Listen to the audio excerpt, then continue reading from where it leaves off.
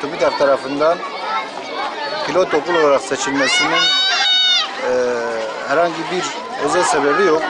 Yalnız TÜBİTAK'ın Milli Eğitim Bakanlığı ile yaptığı ortak bir program var.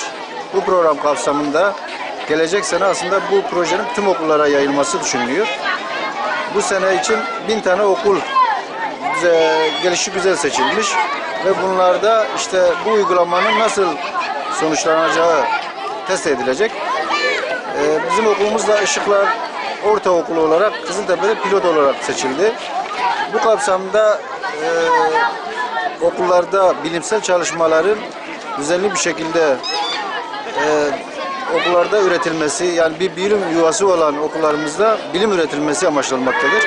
Çocuklarımızın da bilimsel çalışma metodlarını öğrenmeleri amaçlanmaktadır. Çocuklarımız 2 ay gibi kısa bir süre içerisinde bu projeler 22 adet projeyi ürettiler. Öğretmenlerimizin rehberliğinde, öğretmenlerimizin yönlendirmeleriyle. Gerçekten 2 ay gibi kısa bir süre olmasına rağmen hepsi çok güzel projeler ürettiler. Standları dolaştığınız zaman göreceksiniz. Öğrencilerimiz büyük bir aşk ve şevkle bilimsel alanda çalışmalar yaptılar. Hepsini içtenlikle kutluyorum. Adım Ebru Karakuş. Projemizin adı Peygamber Efendimizin sünnetine ve bilim. Amacı ise Peygamber Efendimizin bilimselleşmiş sünnetlerini sizlere sunmak. Bunlardan bazı sünnetleri sizlere sunmak istiyoruz. Peygamber Efendimiz sağ elini yanağının altına koyup sağ tarafa dönük yatardı ve bunu tavsiye ederdi.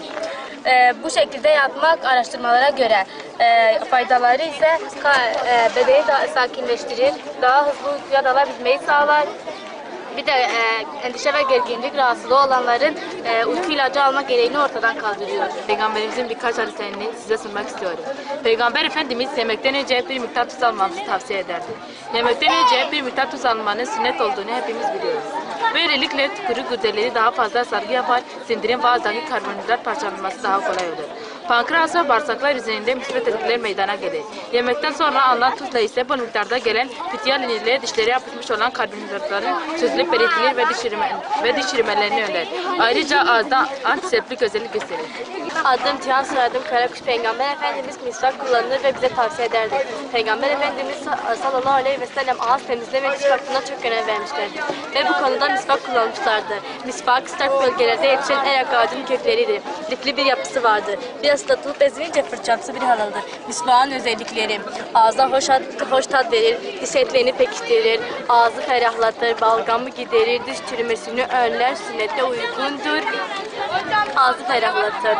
Peygamber Efendimiz tavsiye ettiği mantarların faydaları. Peygamber Efendimiz Aleyhisselam şöyle buyurmuştur: mantar ekip dikilmeden Allah'ın kudretiyle kendiliğinden meydana gelen bir bitkidir.